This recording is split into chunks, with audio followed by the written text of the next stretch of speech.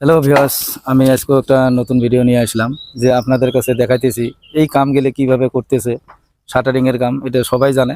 আমার যেটা ছোট ছোট কতগুলো টেকনিক দেখাই, যার জন্য আমি ভিডিওর মাধ্যমে এটা দেখে থাকি আর কামগুলো কি সিস্টেমে কইরা থাকি ওটাই দেখাই, যে আমি কিভাবে কামগুলো করতেছি বা কিভাবে কামগুলো করলে পারফেক্ট হয় আমি ওটার বিষয়ে দেখাই, যাতে শর্টকাট হয় কামগুলো, খরচাও কম হয়, আপনার কামও যাতে ভালো হয়। তো যাই হোক, যদি ভিডিওটা ভালো লাগে লাইক করবা, শেয়ার করবা বেশি বেশি, যাতে অন্যরাও দেখতে পারে। কেউ যদি নতুন চ্যানেলে এসে থাকেন চ্যানেলটা সাবস্ক্রাইব করে নিবা। শাটারিং করতেছে আমি ওইটা দেখাইতেছি আপনাদের কাছে, আনকি ভিডিওর মাধ্যমে আমি এটা দেখাইতেছি যে আমার অন্য একটা কামে শাটারিং করতেছে, এমনকি আরও একটা কামে আমার শাটারিং হইতেছে। তো আমার একসাথে দুইটা কামের শাটারিং হইতেছে, একটা অল্প বড় আর একটা অল্প ছোট। এটা যেমন আছে মোটামুটি 3800 স্কোয়ার হবো, আর একটা যেটা হইতেছে ওটা 1700-1800 স্কোয়ার হবো। তো এই কামগুলো যে আমি করতেছি, কিভাবে করতেছি, আমি রোজ একটা করে ভিডিও দেখে থাকি। হয়তোবা আমার ভিডিওর যেগুলো রোমান্টিক কথা বা জমনি করার এই ধরনের সিস্টেম আমার থাকে না। তার কারণ আমি খালি কামের মাধ্যমে কথা বলি, যাতে কামগুলো পারফেক্ট হয়, কামগুলো কিভাবে করলে কম খরচা দেবো, মানে কিভাবে করতে হয় আর কিভাবে করলে পারফেক্ট হবো। তো আমি খালি এই ধরনের কথা নিয়ে আলোচনা করি। হয়তোবা রং তামসা ফুর্তি এগুলা আমি দেখাই না। কিসের জন্যে? তার কারণ অনর্থক কথা কয়া তো লাভ নাই।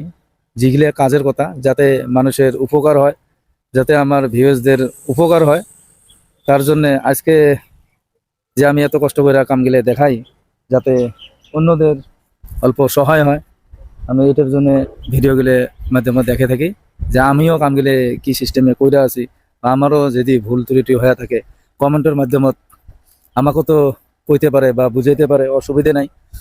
যার জন্য আমি এই ধরনের ভিডিও বানাই। যদি ভিডিওগুলো ভালো লাগে আপনারা লাইক করবেন, শেয়ার করবেন বেশি বেশি, যাতে অন্যরাও দেখতে পারে। কেউ যদি নতুন চ্যানেলে এসে থাকেন চ্যানেলটা সাবস্ক্রাইব করে নিবা, কারণ আমি রোজ একটা করে ভিডিও দিয়ে থাকি। আপনারা নিশ্চয়ই দেখাই পান, হয়তোবা হঠাৎ একটা দুইটা দিন ডিস্টার্ব হয়ে যায়, তার মানে কাম করে থাকি। তো এই যে তলিগুলো লাগা হয়েছে বা সাইডগুলো বানাই আছে, এই সাইডগুলো যে বানাইবেন, এই সাইডগুলোর সিস্টেমটা দেখো। লাইন কাটি গেলে কেমন করে মারি দেয়, এটা হয় লাইন কাটি মানে মেজারমেন্ট। এইভাবে সুতে ধরে অল্প লম্বা সাইড হলে আপনার তিনটে দেন না, চারটে দেন। আর যদি অল্প খাটো সাইড হয় আপনারা তিনটেও দিতে পারেন, অসুবিধা নাই। তো এই যে লাইন কাটিতে এটা কিন্তু এই তলিটের উপরে থাকবো, তার উপরে এই তক্তাটা ওটা খাড়া হয়ে থাকবো। আপনারা এটা সব জানেন কিভাবে কাজগুলো করে, আর যাই জানেন না তার জন্যে দেখার প্রয়োজন। তা আজকাল কাম করবে গেলে একটা লেবারও জানে যে কিভাবে কামগুলো করা লাগে, যেটা নাকি শর্টকাট কাম।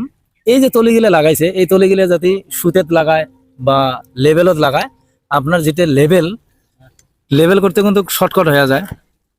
তার কারণ মেন হয়েছে এই তলিতে, তারপরে যখন উপরে সাইড টাইড লাগে রুমটা সেল আপ করবো, থুলমূল একটা লেভেল কইরা দিলে লেভেল হয়ে গেল। আর শাটারিং করা হওয়ার পরে লেভেলটা ক্লিয়ার করাটাই ভালো।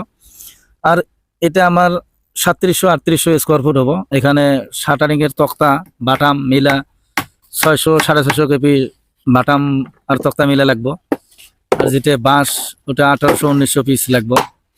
তো এই ধরনের আপনারা যদি কয়া থাকেন যে এটা কেমন করে হিসাব করলেন বা কি সিস্টেমে কইরা দিলেন, আমি আমার হিসাব কইরা আপনাদেরকে দিয়ে দিছি যে টোটাল এতগুলো এতগুলো মাল লাগবো।